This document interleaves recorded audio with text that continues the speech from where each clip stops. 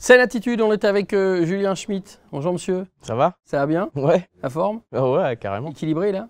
Ouais, oui. Complètement? Non, bah non, jamais. Non? C'est ça qui... C'est comme ça qu'on est heureux, je crois. C'est le titre du spectacle. Ouais. Pourquoi? Parce que quand on n'est pas équilibré, on est vraiment heureux, c'est ça? Enfin, Non, parce que ça correspond à la page artistique du spectacle, quoi. Où la plupart des personnages qui sont sur scène sont un peu tarés. Ouais. Donc c'était voilà, un titre qui parle tout de suite. Qu'il soit une promesse. Voilà, qui soit une promesse, exactement. Voilà, c'est la promesse. C'est la promesse, parfaitement équilibré. Les gens ont un peu d'ironie, ils se disent ah, ça doit pas être le cas. Quand même, il n'y a pas de quoi rire sinon. On parle un petit peu de ton parcours. Tiens, Ouais. fais-le à la façon Julien Schmitt. Mon parcours. Avec mon jugement Ouais, sur. Parle-nous de toi à ta façon. À ma façon. Alors, des études. Oh. Beaucoup d'études, beaucoup de siestes. Ensuite, 27 ans, 28 ans, travailler un peu, mais pas trop, parce que c'est fatigant de travailler. Et puis tout d'un coup, toujours du théâtre en amateur, de l'impro en amateur. Beaucoup d'impro. Et carrément la passion, en fait. Et au bout d'un moment, oh merde, allez... Une ancienne prof de théâtre du cours Florent qui m'appelle pour aller bosser un peu avec elle sur une mise en scène. Et puis finalement, je suis resté à Paris. Et donc voilà, donc je suis comédien depuis pas très longtemps finalement. Enfin si, 7 ans. Quand on lit des papiers sur toi, quand on va se balader sur internet ou autre chose, qu'on tape ton nom, il y a un truc qui revient souvent. Alors je ne sais pas s'ils sont tous copiés les uns les autres, mais en tous les cas, il y a le terme humoriste-comédien. Ouais, mais c'est chouette, ouais, j'aime bien. C'est bien collé l'un à l'autre. Ouais, je suis pas Quelle différence y a-t-il entre un humoriste-comédien et un humoriste et un comédien? Moi, j'aime pas trop. J'aime pas trop. J'aime pas être restreint à l'appellation humoriste parce que je passe pas mon temps à ça, quoi. Parce qu'à part mon spectacle là, je suis comédien, quoi. Un comédien, ça peut faire rire, ça sait écrire, ça sait mettre en scène. Voilà, ça peut faire plein de choses. C'est plus large comme. Et puis en plus, comme je joue beaucoup dans mon spectacle, je joue la comédie vachement, ben voilà, ceux qui aiment bien ça, du coup, ça me fait des entrées en plus, tu vois. D'accord. Je peux m'acheter des vestes en cuir. Ah ouais, des belles vestes en cuir, magnifique. Tu me diras où tu l'as acheté. J'ai des prix. Elle est vraiment super belle. Ouais. On va te regarder tout de suite sur scène, Ouais. avec ou sans veste en cuir? Non, sans la veste en cuir. Sans la veste en cuir. Je Mais vais cool mettre, quand même. Je peux aller voir aussi? Mais on va regarder. Mais va te regarder. Ah ouais. Allez.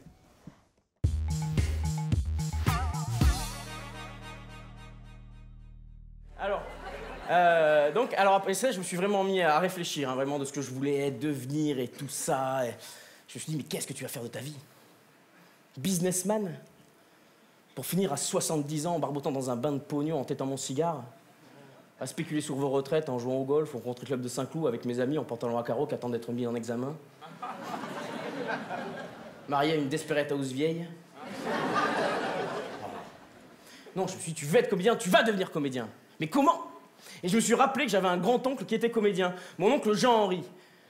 Et je sais qu'il avait à Paris, rue Mouffetard, un petit numéro de stand-up. Et là-bas, il s'appelait plus Jean-Henri, mais Jerry Stand-Up. Et j'ai vu, mesdames et messieurs, ce qu'était un véritable artiste de cabaret. Quand on fait la java de samedi à Broadway et les chiens dans les bars. Quand arrivent les nanas, quand on est au complet, on décerne les Oscars. C'est peut-être moi la vraie, les nanas de Broadway. Oui, mais c'est ça qui plaît. Putain, le fils de merde, j'ai fait... Oh 18 mètres, il y avait des... sur les trottoirs, arrête-moi cette merde. Bonsoir, Noisy-le-Gland. Ça va, bande de cons? Tu vois qu'il y a des jolies filles ce soir, ça va, toi? Tiens, un cadeau. Toutes les femmes sont belles, chantait Franck Michael. Ça se voit qu'il avait pas vu la mienne, tu m'as compris? Cadeau. Moi, ma bonne femme, elle m'a quitté. Elle m'a retrouvé au plumard avec une autre nana. Elle est devenue dingue. Elle a plété les plombs, elle l'a traité de tout. Espèce de traînée, salope. Je lui ai dit, dis donc, chérie, tu parles autrement à ta mère? Tu m'as compris? Cadeau, cadeau.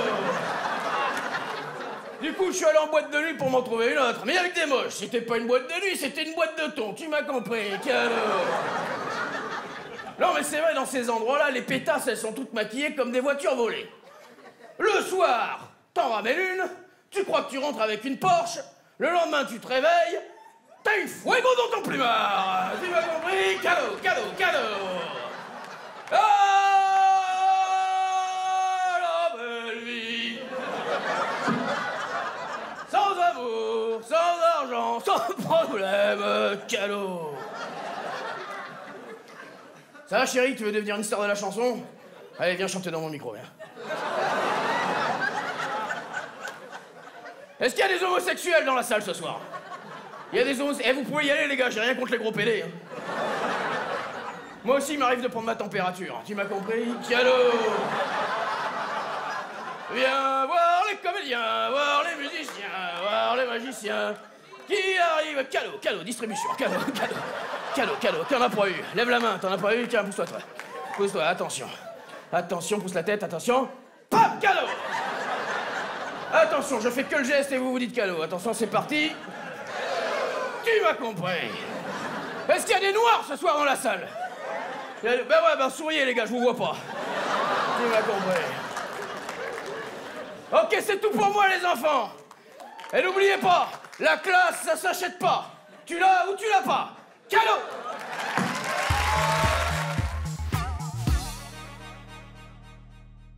Tu travailles comment? Tu écris comment tes sketchs? Je fais partie des gens dont on dit qu'ils écrivent debout. En fait, j'écris une première trame devant mon ordinateur et très rapidement, quand je reviens sur le texte, je peux pas m'empêcher de me lever et de jouer en fait. D'accord. Pour que la connerie vienne en impro spontanément. Sinon, elle vient pas comme ça. Il y a des choses qui viennent à l'écriture, mais comme c'est je fais plus rire en jouant et en texte mélangé, vous voyez, l'interprétation du texte fait rire. En fait, la plupart du temps dans mon spectacle, et c'est pas de la vanne. Si vous prenez mon texte, vous le lisez, vous n'allez pas vous marrer, quoi. Mais pour le coup, il n'est jamais fini alors? Non. Si on en prend la définition. Chiant, ouais. Non, c'est hyper chiant.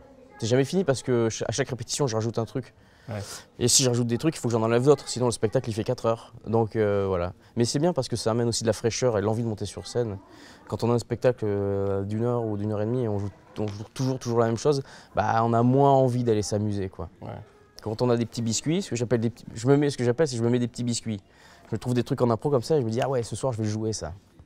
Et ça marche ou ça marche pas? Eh ben ça marche ou ça marche pas, exactement. Faut l'assumer. Tu vois? Faut juste l'assumer. Et quand c'est un beat, c'est pas grave. Ouais. Je sais pas, j'aime bien. Je la ferai plus, celle-là, je la ferai plus. Ouais. Mais tu te mets des... Ouais, quoi. Alors on a suivi le parcours, on s'est bien rendu compte qu'en fait, quelque part, c'est le destin, le hasard et la passion. Ouais. Et alors, qu'est-ce que le destin, le hasard et la passion vont te faire faire demain? Ben, j'espère plein de choses. Un projet un peu plus grand, avec un peu plus d'argent et un peu plus intelligent. Alors attends, je sais pas, un Stade de France avec une affiche avec un slip? C'est pas une question de Stade de France, c'est une question... ouais, voilà. Par exemple, hey, ce mec est génial. Non, c'est pas forcément des salles plus grosses ou tout ça. Ce spectacle, j'ai pas forcément envie de l'emmener. J'ai pas envie de faire 200 dates par an avec, tu vois. J'ai envie qu'il m'amène d'autres choses, ce qui est le cas. C'est-à-dire que ça m'amène, là, ça m'ouvre les portes d'écriture de sketch à la télé ou machin, d'écrire des choses à la radio. Voilà, j'ai envie de ça. Je me lasse vite, en fait, si tu veux, des projets. Spectacle, je peux pas le jouer pendant 10 ans, faire que ça pendant 10 ans, je me flingue. Il me faut plein de trucs différents, quoi, je me lasse. Hyper actif, quoi. Comme les feignants impatients, quoi. Ouais. Faut que ce soit fait vite, bien, et puis après, voilà. Ouais. Moi, j'ai envie de le revoir, le feignant impatient. On se revoit bientôt? Ouais, carrément. De toute façon, tu passes bouffer à la maison quand, mardi? Ouais, mardi.